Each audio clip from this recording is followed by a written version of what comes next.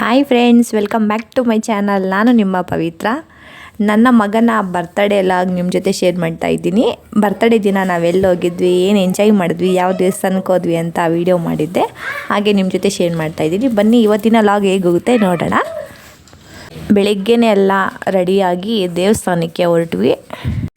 ನಮ್ಮ ಗಾಡಿ ಬಂದಮೇಲೆ ಇದೆ ಫಸ್ಟ್ ಟೈಮ್ ಆಚೆ ಹೋಗ್ತಾ ಇದ್ದೀವಿ. ಹೊಸ ಗಾಡಿ ತೊಗೊಂಡು ಲಾಂಗ್ ಡ್ರೈವ್ ಹೋಗೋಣ ಅಂತ ಹೊರಟಿದ್ವಿ.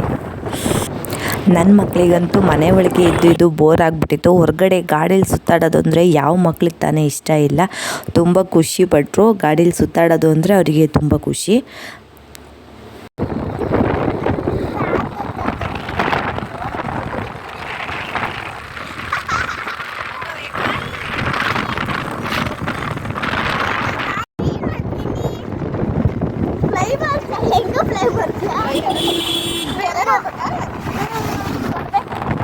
ಮೊದಲು ನಾವು ಮುಕ್ತಿನಾಗ ಟೆಂಪಲ್ಗೆ ಹೋದ್ವಿ. ತಾವರೆಕೆರೆ ಹತ್ರ ಇದೆ ಮುಕ್ತಿನಾಗ ಟೆಂಪಲ್ಲು.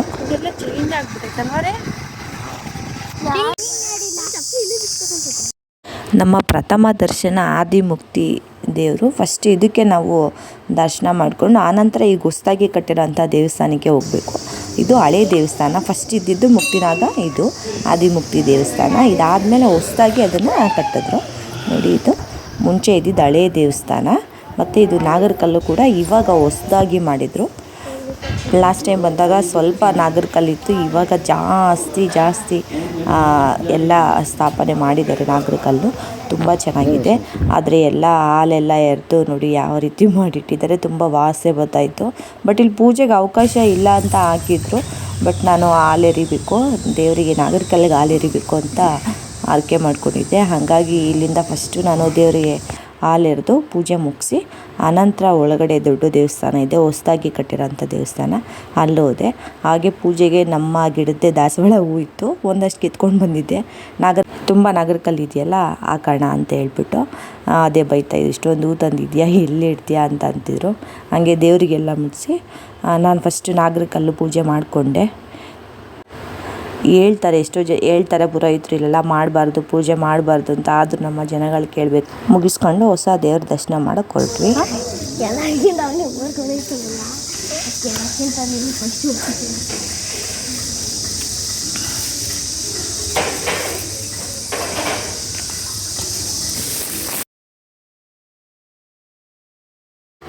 ಮಗನ ಬರ್ತಡೇ ಇತ್ತಲ್ಲ, ಅರ್ಚನೆ ಮಾಡಿಸ್ಕೊಳ್ಳೋಣ ಅಂತ ಅರ್ಚನೆ ಟಿಕೆಟ್ ತೊಗೊಂಡ್ವಿ. ಒಬ್ಬೊಬ್ರದ್ದೇ ಅರ್ಚನೆ ಮಾಡ್ತಾಯಿದ್ರು. ಇದೇ ನಮ್ಮ ಆದಿಮುಕ್ತಿನಾಗ ದೇವಸ್ಥಾನ. ನೋಡಿ, ಹೊಸ ದೇವಸ್ಥಾನ. ಫೋಟೋ ತೆಗಿಬೇಡ ಅಂದರು, ಆದರೂ ಒಂದು ಸಣ್ಣ ಕ್ಲಿಪ್ ತಗೊಂಡೆ. ನಾವು ಈ ದೇವಸ್ಥಾನಕ್ಕೆ ಬಂದು 4 ವರ್ಷ ಆಗಿತ್ತು. 4 ವರ್ಷದ ಹಿಂದೆ ನಮ್ಮ ಚೋಟಿನ ಪಾಪು ಅವಾಗ ಕರ್ಕೊಂಡು ಬಂದಿದ್ದೆ. ಇನ್ನು ಪೇಂಟ್ ಎಲ್ಲ ಮಾಡ್ತಾಯಿಲ್ಲ. ಇನ್ನು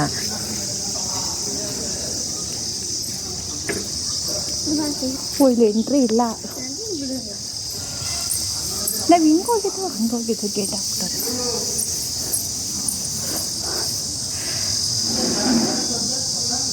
ನಿಂತ್ಕೊಳ್ರಿ, ಫೋಟೋ ತೆಗಿತೀನಿ.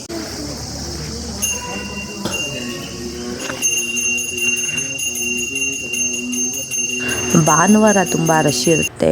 ಎಲ್ಲ ಆ ಕಡೆ ಟೂರಿಸ್ಟವರೆಲ್ಲ ಬರ್ತಾರಲ್ಲ, ಹಂಗಾಗಿ ರಶ್ ಇರುತ್ತೆ. ನಾವು ಶುಕ್ರವಾರ ಹೋಗಿರೋದ್ರಿಂದ ಏನು ಜನ ಇರಲಿಲ್ಲ.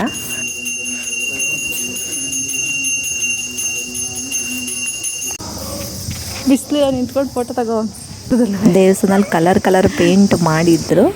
ಫೋಟೋ ತಗೊಳ್ಳೋಕ್ಕೆ ಬಿಸಿಲು ತುಂಬ ಬಿಸಿಲು, ಓಡಾಡೋಕೆ ಆಗ್ತಾಯಿಲ್ಲ. ಕಾಲು ಬೇರೆ ಸುಡ್ತಾಯಿತ್ತು. ಬೇಗ ದರ್ಶನ ಮಾಡ್ಕೊಂಡು ಬಂದ್ಬಿಟ್ವಿ.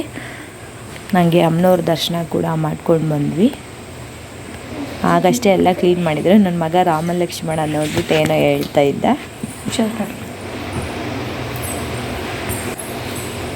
ಮತ್ತೆ ಹೊರಟ್ವಿ ಅಲ್ಲಿಂದ. ದೇವ್ರ ದರ್ಶನ ಎಲ್ಲ ಚೆನ್ನಾಗಾಯಿತು. ಪೂಜೆ ಅರ್ಚನೆ ಎಲ್ಲ ಮಾಡಿಸ್ಕೊಂಡು ಮತ್ತೆ ಅಲ್ಲಿಂದ ನಾವು ದೊಡ್ಡ ಆಲದ ಮರ ಅಲ್ಲಿಗೆ ಹತ್ರ. ಅಲ್ಲಿಂದ ದೊಡ್ಡ ಆಲದ ಮರಕ್ಕೆ ಹೋದ್ವಿ. ಬಿಸಿಲಲ್ವಾ, ಸ್ವಲ್ಪ ಹೊತ್ತು ಅಲ್ಲಿ ಇದ್ದು ಟೈಮ್ ಪಾಸ್ ಮಾಡ್ಕೊಂಡು ಬರೋಣ ಅಂತೇಳಿ ಅಲ್ಲಿಗೆ ಹೋದ್ವಿ. ನೋಡ್ಬಿಟ್ಟು ಅದೇನು ಗೊತ್ತಾ, ಅವ್ರು ಯಾರೋ ಹೋಗ್ತಿದ್ರಾ. ಇದು ಫಸ್ಟು ಬೇರು.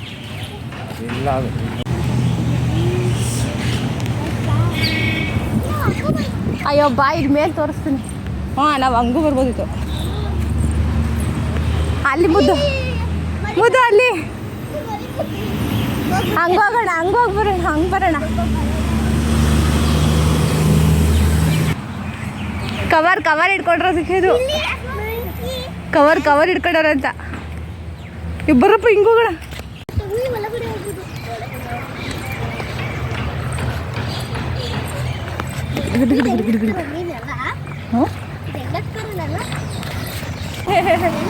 ಕೋತಿ ಬೇಕಂತೆ ಕೋತಿ ಇಲ್ಲ ಮಗ್ನೆ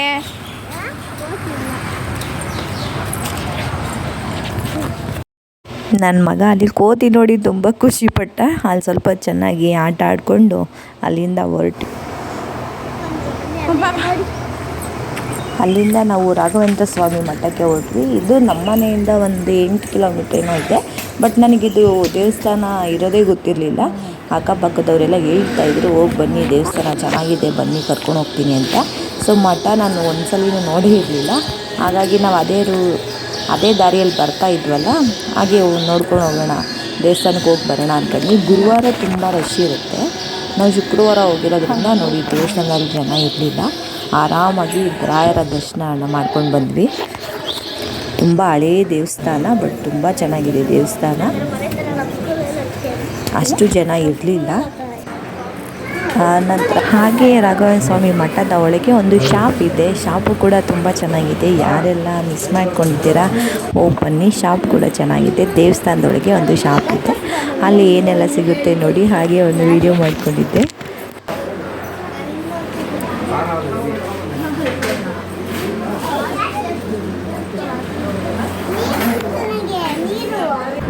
ನಾನು ರಾಯರ ಫೋಟೋ ತೊಗೊಂಡೆ. ಹಾಗೆ ಮಕ್ಕಳಿಗೆ ಸ್ವಲ್ಪ ತಿಂಡಿ ತೊಗೊಂಡ್ವಿ. ಅವರು ಟಾಯ್ಸ್ ಕೇಳಿದ್ರು, ತಿಂಡಿಗಿಂತ ಟಾಯ್ಸು. ಸರಗಳು ಕೂಡ ಅಷ್ಟೇ ಕಡಿಮೆ ರೇಟ್, ಚೆನ್ನಾಗಿದೆ. ಸರಗಳು ಇಷ್ಟ ಆಯಿತು ನನಗೆ. ಮತ್ತು ಇದು ಚಟ್ನಿ ಪುಡಿ ಎಲ್ಲ ಪ್ಯಾಕ್ ಮಾಡಿ ಇಟ್ಬಿಟ್ಟಿದ್ದಾರೆ, ಪ್ರೈಸ್ ಫಿಕ್ಸ್ ಮಾಡಿ. ಹಾಗೆ ಗಂಧದ ಕಡ್ಡಿ, ಧೂಪ ಇದೆಲ್ಲ ಒಂದು ಸೈಡ್ ಇಟ್ಟಿದ್ದಾರೆ. ಮತ್ತು ಫೋಟೋಗಳು ಅಷ್ಟೇ, ನಿಮ್ಗೆ ಯಾವ ಸೈಜ್ ಬೇಕು ಫೋಟೋಗಳು. ಈ ಕೀ ಬಂಚಲ್ಲಿ ಏನು ಇವರಿಗೆ ಕಾರ್ಡ್ ಕೀ ಬಂಚು ನೋಡಿಕೊಂಡು ತೆಗಿಸ್ಕೊಂಡ್ರು ಅದನ್ನು. ಮತ್ತು ವಿಗ್ರಹಗಳೆಲ್ಲ ಜಾಸ್ತಿ ರೇಟು. ನೆಕ್ಸ್ಟ್ ಟೈಮ್ ಹೋದಾಗ ನಾನೊಂದು ವಿಗ್ರಹ ತೊಗೋಬೇಕು ಅಂತ ಅಂದ್ಕೊಂಡಿದ್ದೀನಿ. ವಿಗ್ರಹ ಮತ್ತು ಬೃಂದಾವನ ಇಷ್ಟ ನನಗೆ. ಬೃಂದಾವನ ಚೆನ್ನಾಗಿತ್ತು, ನೋಡ್ಕೊಂಡು ಬಂದೆ. ಹಾಗೆ ದೀಪಗಳು ನೋಡಿ, ಪ್ರೈಸ್ ಎಲ್ಲ ಜಾಸ್ತಿ. ಚೆನ್ನಾಗಿದೆ, ಕ್ವಾಲಿಟಿ ಎಲ್ಲ ಚೆನ್ನಾಗಿರುತ್ತೆ, ಬಟ್ ಪ್ರೈಸ್ ಎಲ್ಲ ಜಾಸ್ತಿ. ನನ್ನ ಮಗ ಬೃಂದಾವನ ನೋಡ್ಬಿಟ್ಟು, ನೋಡಿ ಮಮ್ಮಿ ತಗೊಳ್ಳಿ ಅಂತ ಹೇಳ್ತಾಯಿದ್ದ. ರೈಟ್ ಕೇಳ್ಬಿಟ್ಟು, ಹೌದಾ ಇಷ್ಟೊಂದು ಜಾಸ್ತಿನಾ ಅಂತ ಹೇಳ್ತಾಯಿದ್ದ. ಎಲ್ಲ ಥರ ಪೂಜೆ ಐಟಮ್ ಏನು ಬೇಕೋ ಅದೆಲ್ಲ ಥರ ಸಿಗುತ್ತೆ. ಗಂಧದ ಕಡ್ಡಿಯಿಂದ ಹಿಡಿದು ಕರ್ಪೂರ ಇದು ಸಿಗುತ್ತೆ. ಮತ್ತು ಮಕ್ಕಳಿಗೆ ಟಾಯ್ಸು ಕೂಡ ಸಿಗುತ್ತೆ. ಟಾಯ್ಸು ಕೂಡ ಅಷ್ಟೇ ಜಾಸ್ತಿ, 200 ಮೇಲೇ ಐತೆ ಟಾಯ್ಸ್ಗಳೆಲ್ಲ. ಬಟ್ ಚೆನ್ನಾಗಿದೆ ಕ್ವಾಲಿಟಿ. ಗಳಿಗೆ ತಿಂಡಿ ಒಂದು ಕೊಡಿಸಿದ್ವಿ, ಪ್ರಸಾದ ತಗೊಂಡು ತಿಂಡಿ ಕೊಡ್ಸ್ಕೊಂಡು ಕರ್ಕೊಂಡು ಬಂದ್ವಿ. ಹಾಗೆ ಬುಕ್ಸ್ ಕೂಡ ಇದೆ. ಬುಕ್ಸು ನಾವು ತೊಗೋಬೋದು, ಮಾರಾಟಕ್ಕೂ ಕೂಡ ಇದೆ. ಬಟ್ ಅಲ್ಲೇ ಓದ್ತೀನಿ ಅಂದರೂ ಕೂಡ ನಾವು ಅಲ್ಲಿ ಓದ್ಬೋದು, ಬಟ್ ಹಾಳು ಮಾಡಬಾರ್ದು. ಅಲ್ಲೇ ಬೋರ್ಡ್ ಹಾಕ್ಬಿಟ್ಟಿದ್ರು, ಹಾಳು ಮಾಡಬೇಡಿ, ತೊಗೊಂಡು ಓದೋ ಹಾಗಿದ್ರೆ ಓದಿ ಅಂತ. ಆ ಶಾಪು ತುಂಬ ಇಷ್ಟ ಆಯಿತು ನನಗೆ. ನೋಡಿದ್ದು ಬುಕ್ಸು ಎಲ್ಲ ಥರ. ಈಗೆಲ್ಲ ಬುಕ್ಸ್ ಎಲ್ಲ ಓದೋದು ಕಡಿಮೆ ಅಲ್ವಾ, ಯಾರು ಓದ್ತಾರೆ ಇವಾಗ ಬುಕ್ಸ್ ಎಲ್ಲ, ಯಾರೂ ಓದಲ್ಲ.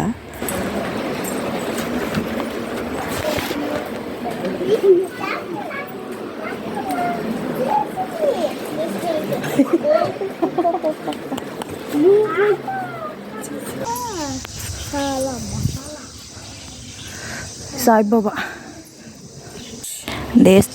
ರಾಯರ ದರ್ಶನ ಮಾಡಿಕೊಂಡು ಅಲ್ಲಿಂದ ಸ್ವಲ್ಪ ದೂರ ಅಷ್ಟೇ, ಒಂದು 10 ಹೆಜ್ಜೆ ಇದೆ ಅಷ್ಟೇ. ಪಕ್ಕದಲ್ಲೇ ಸಾಯಿಬಾಬಾ ಟೆಂಪಲ್ಲು ಕೂಡ ಇದೆ. ಅದು ಹಂಗೆ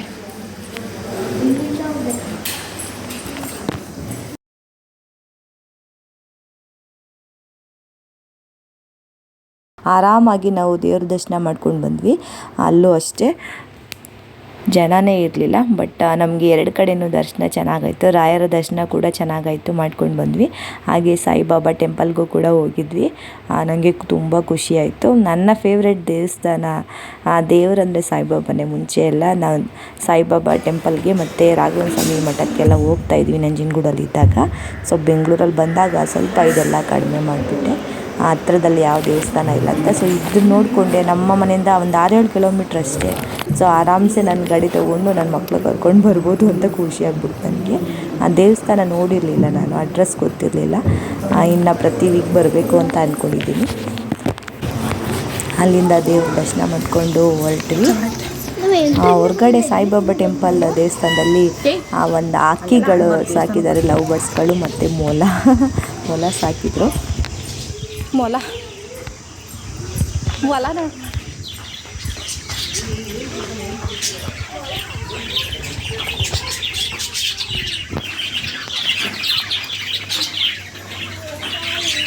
ಲವ್ ಬರ್ಡ್ಸ್ ಮೊಲ ನೋಡಲಿ, ಮೊಲ ಅಲ್ಲೊಡಲಿ ಮೊಲದ ಮರಿ ನೋಡಲಿ, ಅಲ್ಲಿ 2 ಮೊಲದ ಮರಿ ನಿದ್ದೆ ಮಾಡ್ತಾಯಿದ್ದೆ. ಅಲ್ಲೊಂದು ಇಲ್ಲ ಲವ್ ಬರ್ಡ್ಸ್ ಹೆಂಗಿತ್ತು ಇವೆ ಚೆನ್ನಾಗಿ ನೋಡಿ. ಇಲ್ಲೊಂದು ಮಲಗೈತೆ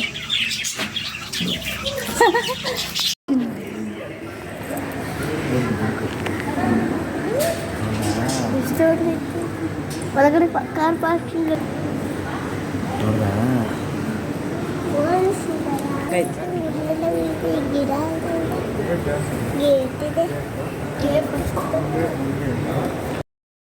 ಸೊ ಎಲ್ಲ ದೇವ್ರ ದರ್ಶನ ಮಾಡಿಕೊಂಡು ಮನೆಗೆ ಹೊರಟ್ವಿ. ನನ್ನ ಮಗ ಅಂತೂ ತುಂಬ ಖುಷಿ ಆಗ್ಬಿಟ್ಟು ಅವ್ರ ಅಪ್ಪಂಗೆ ಟ್ಯಾಂಕ್ಸ್ ಬೇರೆ ಹೇಳ್ತಾ ಇದ್ದ ಹೊರಗಡೆ ಕರ್ಕೊಂಡು ಬಂದಿದ್ದಕ್ಕೆ.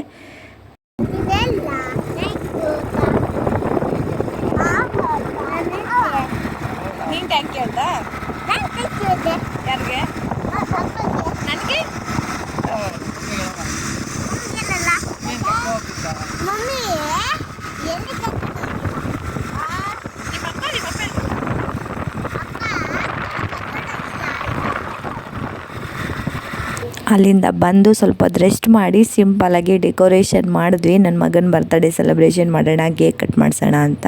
ತುಂಬ ಟಯರ್ಡ್ ಆಗಿಬಿಟ್ಟಿತ್ತು. ಅಲ್ಲಿಂದ ಬಂದು ಇಷ್ಟೇ ಸಿಂಪಲ್ ಡೆಕೋರೇಷನ್ನು.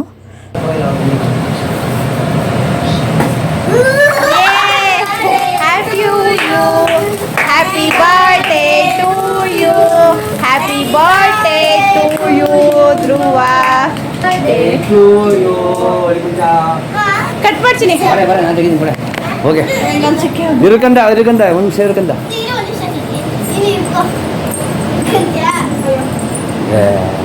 ಕಟ್ ಮಾಡಪ್ಪ, ಅದು ಬರಲ್ಲ ಅದು.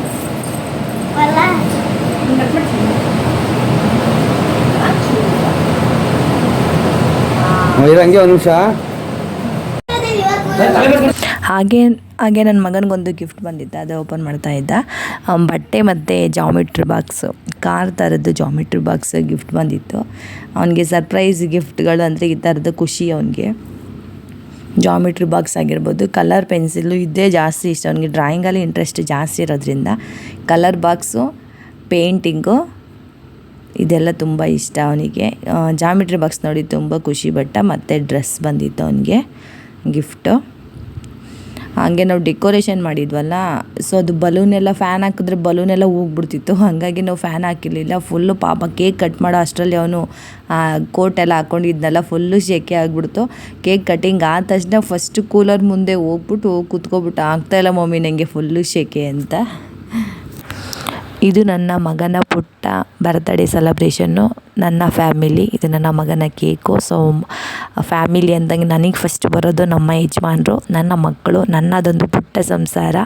ಸೆಲೆಬ್ರೇಷನ್ ದೊಡ್ಡದಾಗಲಿ ಚಿಕ್ಕದಾಗಲಿ ನಾವೆಲ್ಲ ಒಟ್ಟಿಗೆ ಒಂದು ಪುಟ್ಟ ಸೆಲೆಬ್ರೇಷನ್ ಮಾಡೋದೇ ಒಂದು ದೊಡ್ಡ ಖುಷಿ ನನಗೆ. ಇವತ್ತಿನ ವಿಡಿಯೋ ಇಷ್ಟ ಆದರೆ ಪ್ಲೀಸ್ ಸಬ್ಸ್ಕ್ರೈಬ್ ಆಗಿ ನನ್ನ ಚಾನಲ್ಗೆ, ಲೈಕ್ ಮಾಡಿ, ಸಪೋರ್ಟ್ ಮಾಡಿ. Thank you.